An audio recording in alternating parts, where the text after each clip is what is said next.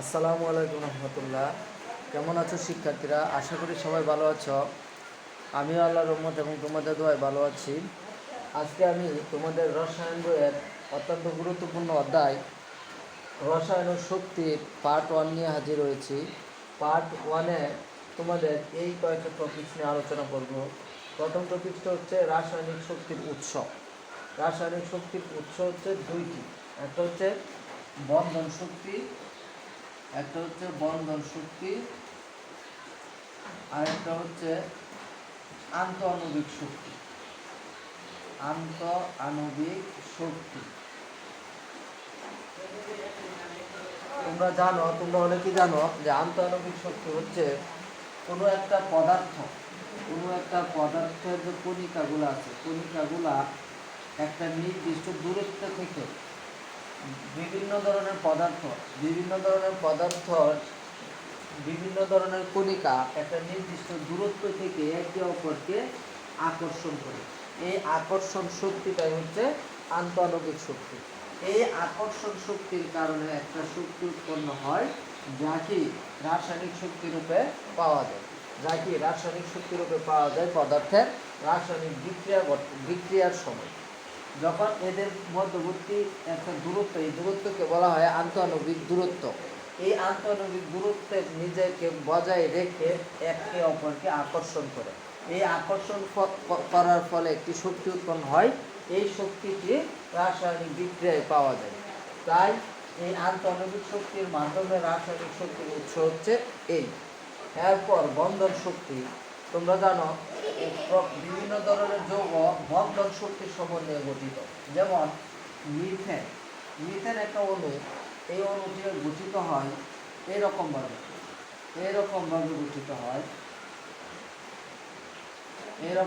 Methane অণু গঠিত হয়। এবং তোমরা একটা অণু জানো হাইড্রোজেন অণুটি গঠিত হয় এরকম ভাবে গঠিত হয়। এখন এই কার্বন পরমাণু 4টি CH বন্ধনের একটি শক্তি প্রয়োজন হয়। এই CH বন্ধন গড়তেও একটা শক্তি প্রয়োজন হবে, CH বন্ধন ভাঙতেও একটা শক্তি প্রয়োজন হবে। এই শক্তি পরিমাপের আমরা যখন এই টপিকসটা পড়বো, তখন আমরা এগুলো কিভাবে ভেঙে নতুন যৌগ গঠন করে তা আমরা শিখব। হাইড্রোজেন অণু গঠিত হয় এইভাবে, অক্সিজেন অণু বন্ধন শক্তির মাধ্যমে গঠিত হয় এইভাবে। কারণ হাইড্রোজেন পরমাণু একটা ইলেকট্রন শেয়ার করে পরস্পরের সাথে দ্বিত্ব গঠন করে। ঠিক অক্সিজেন পরমাণু 2টা ইলেকট্রন শেয়ার করে এরকমভাবে গঠন করে। আবার অ্যামোনিয়া অণু গঠিত হয় এরকমভাবে।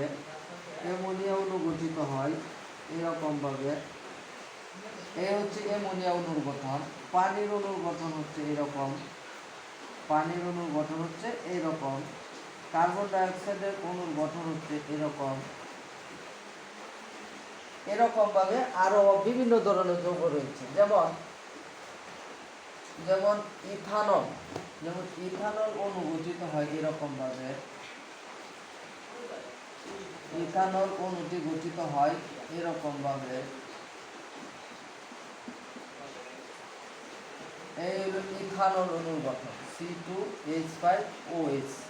এটা হচ্ছে ইথানল অণুর গঠন। আশা করি শিক্ষার্থীবৃন্দ তোমরা বন্ধন শক্তির মাধ্যমে এই বন্ধনগুলো কিভাবে ভাঙে এবং কিভাবে গড়ে নতুন যৌগ গঠন করে তা আমরা এই 4 নম্বর টপিক্সের মাধ্যমে এবং 4 এবং 5 নম্বর টপিক্সের মাধ্যমে শিখব। তা আশা করি শিক্ষার্থীবৃন্দ তোমরা বন্ধন শক্তি এবং আন্তঃআণবিক শক্তির সম্বন্ধে কিভাবে রাসায়নিক শক্তির পাওয়া যায় তা বুঝতে পেরেছ। এখন আমরা পড়ব রাসায়নিক বিক্রিয়ার শক্তি রূপান্তর। তোমরা জানো যে মোম একটা পদার্থ যা কি হাইড্রোকার্বনের যৌগ। হাইড্রোজেন এবং কার্বন দ্বারা গঠিত দ্বিমৌল যৌগকে বলা হয় হাইড্রোকার্বন যৌগ। এই মোম যদি আমরা জ্বালাই, মোমে থাকে কার্বন, তা অক্সিজেনের সাথে পোড়ালে কার্বন ডাইঅক্সাইড অণু গঠন করে এবং ধোঁয়া স্বরূপ সে উপরে চলে যায়, অর্থাৎ বায়ুমণ্ডলে বিরাজমান করে। তার মানে এই রাসায়নিক শক্তিটা তখন কি হয়, মোম জ্বালালে তার আশেপাশে হাত ধরলে আমাদের গরম লাগে, অর্থাৎ রাসায়নিক শক্তিটা আমার তাপ শক্তিতে রূপান্তরিত হচ্ছে, তাপ শক্তিতে রূপান্তরিত হচ্ছে। আবার মোম অন্ধকারকে দূরীভূত করে, মোম জ্বালানোর ফলে অন্ধকারকে কি করে, দূরীভূত করে, অর্থাৎ তা রাসায়নিক শক্তিটা আমার আলোক শক্তিতে রূপান্তরিত হচ্ছে। এরকমভাবে বিভিন্ন ধরনের উদাহরণ দেওয়া যেতে পারে। তা আশা করি শিক্ষার্থীবৃন্দ তোমরা রাসায়নিক বিক্রিয়ার শক্তি কিভাবে রূপান্তরিত হতে পারে তা আমরা বুঝতে পেরেছি। এখন আমরা পড়ব শক্তি পরিমাপের একক। আগে শক্তি পরিমাপের একক ছিল, আগে ছিল ক্যালোরি, শক্তি পরিমাপের একক ছিল ক্যালোরি। আবার এই শক্তি পরিমাপ এখন বর্তমান শক্তির একক হচ্ছে জুল। ঠিক আছে, তা আশা করি শিক্ষার্থীবৃন্দ 1 ক্যালোরি সমান ক্যালোরি এবং জুলের মধ্যে সম্পর্ক হচ্ছে, ক্যালোরি এবং জুলের মধ্যে সম্পর্ক হচ্ছে 1 ক্যালোরি সমান 4.18 জুল। এই হচ্ছে শক্তি পরিমাপের একক। আগে শক্তির পরিমাপকে ব্যবহার করা হতো ক্যালোরি এককে, এখন বর্তমান শক্তি পরিমাপের এককে ব্যবহার করা হয় জুল এককে। এবং 1 ক্যালোরি এবং জুলের মধ্যে সম্পর্ক হচ্ছে এই 1 ক্যালোরি সমান 4.18 জুল। আশা করি শিক্ষার্থীবৃন্দ তোমরা শক্তি পরিমাপের এককটি বুঝতে পেরেছ। এখন হচ্ছে রাসায়নিক বিক্রিয়ার তাপের পরিবর্তনের সমীকরণ। এটা খুব ইম্পর্টেন্ট একটা সমীকরণ, যেটা তাপের পরিবর্তন এককে রাসায়নিক বিক্রিয়ার তাপের পরিবর্তনকে ডেল্টা এইচ দ্বারা প্রকাশ করে। ডেল্টা এইচ হচ্ছে তোমাদের বইয়ে যেরকম দেওয়া আছে তোমরা ওই রকম দিবা না, আমি যেরকম ভাবে দিচ্ছি তোমরা এরকম ভাবে লিখবা যে পুরাতন বন্ধন ভাঙার শক্তি, পুরাতন বন্ধন ভাঙার শক্তি মাইনাস নতুন বন্ধন গড়ার শক্তি, নতুন বন্ধন গড়ার শক্তি। এই হচ্ছে আমাদের রাসায়নিক বিক্রিয়ার তাপের পরিবর্তনের সমীকরণ, রাসায়নিক বিক্রিয়ার তাপের পরিবর্তনের সমীকরণ। এখন যদি তুমি এটাকে E1 ধরে নিতে পারো, E1 আর এটা হচ্ছে E2, তাহলে ডেল্টা এস এর সমীকরণটা আসে delta S equal to E1 minus E2। তোমাদের বই এরকম ভাবে দিচ্ছে আর কি, কিন্তু তোমরা ইউজ করবে শুধু এই সমীকরণটা। এই সমীকরণটা যদি ইউজ না করো তোমরা পরবর্তীতে বই খুললে তোমাদের ঝামেলা লাগতে পারে। তো তোমরা এরকম ভাবে দিবা যে পুরাতন বন্ধন ভাঙার শক্তি। যারা আমাকে তোমরা ফলো করবা যারা, তারা এই সমীকরণটা দিবা, ডেল্টা এস ইকুয়াল টু পুরাতন বন্ধন ভাঙার শক্তি মাইনাস নতুন বন্ধন গড়ার শক্তি। অথবা এটারে এইভাবেও বলা যায় ডেল্টা এস ইকুয়াল টু বিক্রিয়কের বন্ধন ভাঙার শক্তি, বন্ধন ভাঙার শক্তি মাইনাস উৎপাদের বন্ধন ভাঙার শক্তি, উৎপাদের বন্ধন ভাঙার শক্তি। এটা হচ্ছে ডেল্টা এস। তা আশা করি শিক্ষার্থীবৃন্দ তোমরা ডেল্টা এস এর সমীকরণটি বুঝতে পেরেছ। এখন আমরা একটি অঙ্ক করব, এই অঙ্কের মাধ্যমে তোমাদের এই ডেল্টা এস এর কনসেপ্টটা তোমাদেরকে প্রবলেমটা সলিউশন করে দেওয়ার চেষ্টা করব। যেমন এখানে দেওয়া আছে নাইট্রোজেন এবং হাইড্রোজেন, এই বিক্রিয়াটা দেওয়া আছে এবং এই বিক্রিয়াকে তোমাকে বললো যে ডেল্টা এস নির্ণয় করো, ডেল্টা এস নির্ণয় করো।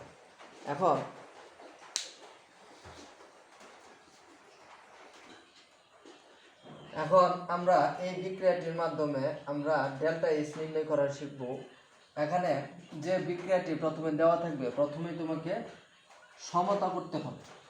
যেমন শিক্ষার্থীবৃন্দ এখানে অ্যামোনিয়া নাইট্রোজেন এখানে একটা, কিন্তু এখানে নাইট্রোজেন হচ্ছে 2টা, তাই একে সমতা করার জন্য এখানে আমি 2 দিব। কিন্তু 2 দেওয়াতে হাইড্রোজেন হয়েছে 6টি, কারণ 3 দুগুণে 6, তাই এখানে আমরা 3 দিব। এখন আমরা এই নাইট্রোজেন অণুটি কেমনে ভাঙে আমরা তা দেখব। আমরা একটু আগে শিখেছিলাম নাইট্রোজেন অণুটি ভাঙে এরকম ভাবে, নাইট্রোজেন 3টে ইলেকট্রন শেয়ার করে, এরকম হাইড্রোজেনও ভাঙে এরকম ভাবে, আবার অ্যামোনিয়া অণু ভাঙে এইরকম ভাবে। তোমরা এটা দেখলেই পারবা। দেখলেই পারার কথা। অ্যামোনিয়া অণুটি ভাঙে এরকম ভাবে। অর্থাৎ এখানে নাইট্রোজেন অণু, এখানে যেহেতু এখন আমার দেখতে হবে যে বাম পাশে আমার কি আছে এবং ডান পাশে কি আছে। ডান পাশে যা থাকবে বাম পাশে যা থাকবে না তা ভাঙবে। অর্থাৎ বাম পাশে NN বন্ধন আছে কিন্তু এখানে NN বন্ধন নাই, তার মানে NN বন্ধন ভাঙছে। আবার HH বন্ধন এখানে ছিল, এখানে HH বন্ধন নাই, তার মানে HH বন্ধন ভাঙছে। তার মানে এখানে প্রদত্ত বিক্রিয়ায়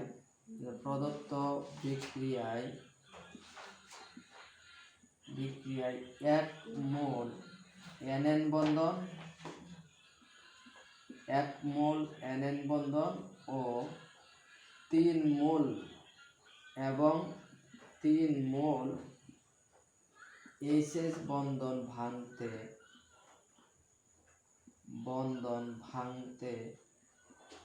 মোট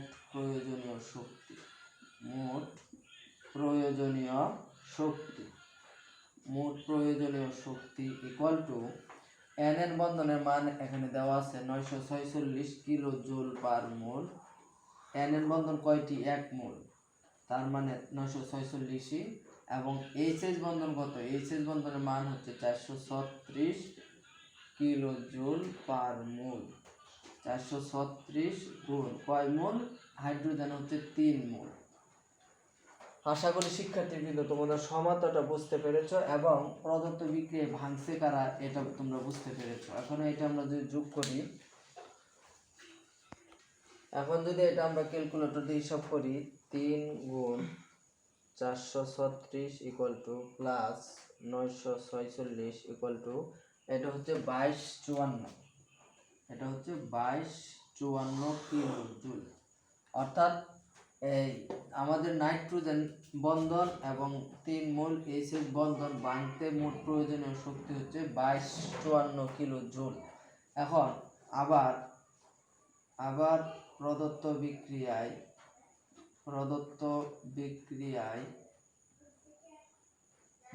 এখানে NH বন্ধন 1টা 2টা 3টা, 3 দুগুণে 6 মোল, সামনে 2 থাকার কারণে 2 দ্বারা গুণ হবে।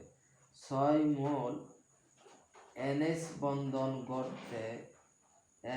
বন্ধন ওইটা হচ্ছে ভাঙতে আর উৎপাদনটা হবে গর্তে। বন্ধন গর্তে মোট প্রয়োজনীয় শক্তি ইকুয়াল টু 6 গুণ NH বন্ধনের মান হচ্ছে 391 কিলো জুল। এটা যদি আমরা হিসাব করি, 391 গুণ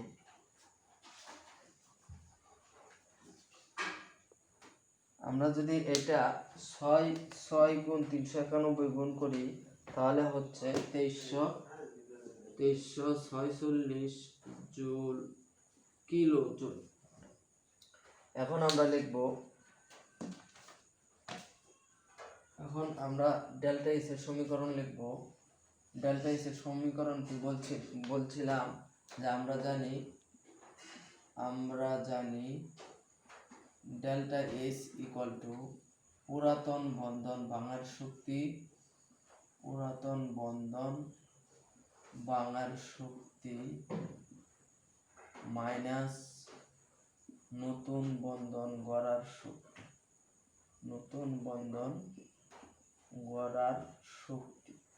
পুরাতন বন্ধন ভাঙার শক্তি ছিল আমার 2254 মাইনাস নতুন বন্ধন গড়ার শক্তি হয়েছিল 2346। এটা যদি আমরা মাইনাস করি 2254, এটা আসবে -92 কিলো জুল। এই হবে আমার আনসার। এখন ডেল্টা এস যদি ঋণাত্মক আসে তাহলে বলবা ডেল্টা এস যেহেতু ঋণাত্মক, এটা তোমরা বলতে পারবা ডেল্টা এস যেহেতু ঋণাত্মক আসছে, যেহেতু ডেল্টা এস ঋণাত্মক তাই বিক্রিয়াটি তাপ উৎপাদী বিক্রিয়া।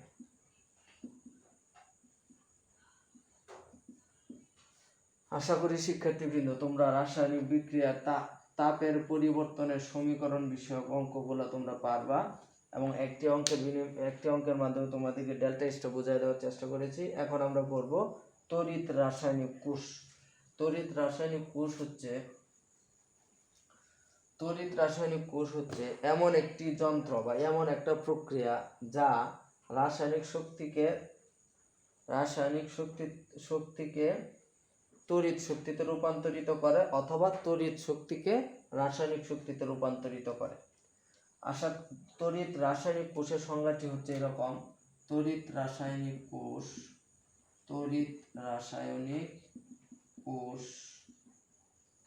হচ্ছে, লিখবো আমরা যে তড়িৎ রাসায়নিক কোষ এমন একটি প্রক্রিয়া, তড়িৎ রাসায়নিক কোষ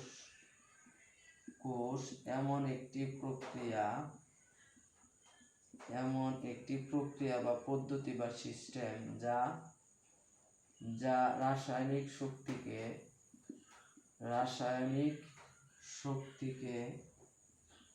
তড়িৎ শক্তি এবং তড়িৎ শক্তিকে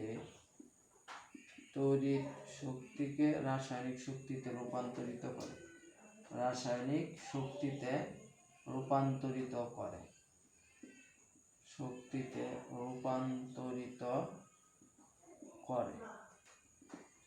এই তড়িৎ রাসায়নিক কোষ হচ্ছে আবার দুই ধরনের। একটা হচ্ছে তড়িৎ বিশ্লেষ্য কোষ আর হচ্ছে গ্যালভানিক কোষ। অর্থাৎ যে তড়িৎ রাসায়নিক কোষে রাসায়নিক শক্তি ব্যবহার করে তড়িৎ শক্তিতে রূপান্তরিত হয় তাকে বলা হয় তড়িৎ বিশ্লেষ্য কোষ। এবং গ্যালভানিক কোষ হচ্ছে যে তড়িৎ রাসায়নিক কোষে তড়িৎ শক্তি ব্যবহার করে রাসায়নিক শক্তিতে রূপান্তরিত হয় তাকে বলা হয় গ্যালভানিক কোষ। এখন আশা করি শিক্ষার্থীবৃন্দ তোমরা তড়িৎ রাসায়নিক কোষ বুঝেছ। এখন আমরা তড়িৎ ধার বিষয় কিছু রাশি আছে, এগুলো আমরা বুঝবো। তড়িৎ ধার কাকে বলে? তড়িৎ ধার হচ্ছে এই তড়িৎ বিশ্লেষ্য কোষ এবং গ্যালভানিক কোষ দুইটাতেই লাগে তড়িৎ ধার।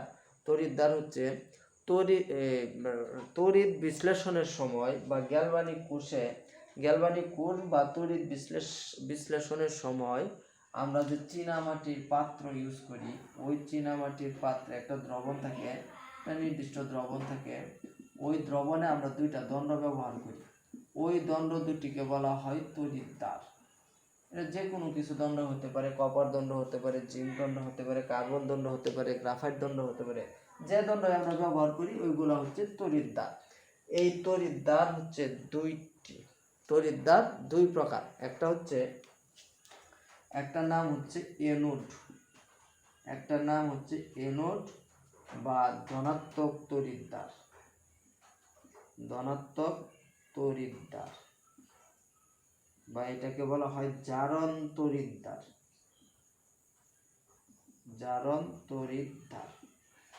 এনোড কাকে বলে? এনোড হচ্ছে তড়িৎ বিশ্লেষণের সময় যে দণ্ডে জারণ বিক্রিয়া ঘটে।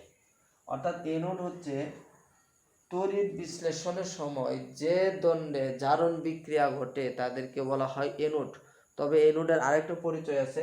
এনোড হচ্ছে ব্যাটারির অর্থাৎ তড়িৎ উৎসের ধনাত্মক প্রান্তের সাথে যে দণ্ডকে ব্যবহার করা হয় বা যে দণ্ড যুক্ত করা হয় তাকে বলা হয় এনোড বা ধনাত্মক তড়িৎদ্বার বা জারণ তড়িৎদ্বার।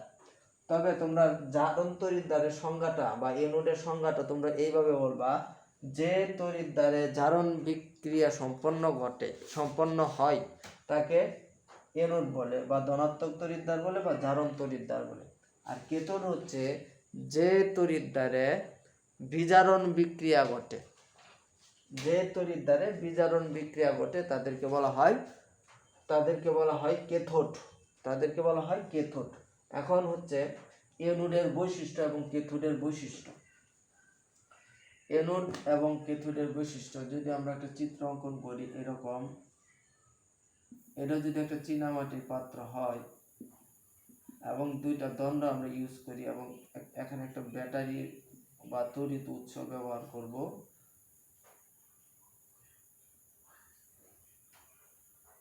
ব্যাটারির প্লাস প্রান্তের সাথে যাকে যুক্ত করা হয় তাকে বলা হয় এনোড। অর্থাৎ এনোডের বৈশিষ্ট্য হচ্ছে খুব ইম্পর্টেন্ট একটা জিনিস। এই বৈশিষ্ট্যগুলো তোমাদের যদি না মুখস্থ থাকে তাহলে তোমরা পরবর্তী টপিক্সই হচ্ছে তড়িৎ বিশ্লেষণ পর্ব। ওই তড়িৎ বিশ্লেষণের সময় এগুলা খুব কাজে লাগবে, তাই তোমরা এনোডের বৈশিষ্ট্যগুলো একদম মুখস্থের মতো করে ফেলবা। এনোডের 1 নম্বর বৈশিষ্ট্য হচ্ছে ব্যাটারির ধনাত্মক প্রান্তের সাথে যুক্ত করা হয়। ব্যাটারির ধনাত্মক প্রান্তের সাথে এনোডকে যুক্ত করা হয়। ব্যাটারির ধনাত্মক প্রান্তের সাথে যুক্ত করা হয়। 2 নম্বর হচ্ছে এখানে এনোডে জারণ বিক্রিয়া ঘটে। এনোডে জারণ বিক্রিয়া ঘটে। 3 নম্বর হচ্ছে অ্যানায়ন এনোডকে আকৃষ্ট করবে। অ্যানায়ন এনোডকে আকৃষ্ট করবে। এই হচ্ছে এনোড। আর ক্যাথোড হচ্ছে ব্যাটারির ঋণাত্মক প্রান্তের সাথে যুক্ত করা হয়। ব্যাটারির ঋণাত্মক প্রান্তের সাথে যুক্ত করা হয়। 2 নম্বর হচ্ছে ক্যাথোডে বিজারণ বিক্রিয়া ঘটে। ক্যাথোডে বিজারণ বিক্রিয়া ঘটে। 3 নম্বর হচ্ছে ক্যাটায়ন ক্যাথোডকে আকৃষ্ট করে। ক্যাটায়ন ক্যাথোডকে আকৃষ্ট করবে। এই হচ্ছে এনোড এবং ক্যাথোডের বৈশিষ্ট্য। প্রিয় শিক্ষার্থীবৃন্দ, আশা করি তোমরা এই পার্ট 1-এ যা আছে অর্থাৎ তোমাদের এই 7টা টপিকস, এই কিছু যৌগের গঠন কিন্তু আমরা আগে পড়ে ফেলেছি, যেমন অ্যামোনিয়ার গঠন, মিথেনের গঠন, অক্সিজেনের গঠন, নাইট্রোজেনের গঠন, অক্সিজেনের গঠন, হাইড্রোজেন অণুর গঠন, ক্লোরিন অণুর গঠন। এইটা যদি আমরা ক্লোরিন অণুর গঠনটা যে এরকম ক্লোরিন, হাইড্রোজেন অণুর গঠনটা হচ্ছে H, অ্যামোনিয়ার গঠনটা হচ্ছে এরকম, মিথেনের গঠনটা হচ্ছে এরকম। আমরা এটা আগে পড়ে ফেলেছি। অক্সিজেন অণুর গঠন হচ্ছে এরকম, নাইট্রোজেন অণুর গঠন হচ্ছে এরকম, অক্সিজেন অণুর গঠন হচ্ছে এরকম। এই কিছু যৌগের গঠন এটা আমরা আগে পড়ে ফেলেছি। আশা করি শিক্ষার্থীবৃন্দ তোমরা ক্যাথোড, অ্যানোড এবং এই আমাদের 8টা টপিকস যে আছে এই 8টা টপিকসে কোনো আর সমস্যা থাকার কথা না। তোমরা পরবর্তী টপিক্সের জন্য অপেক্ষায় থাকো।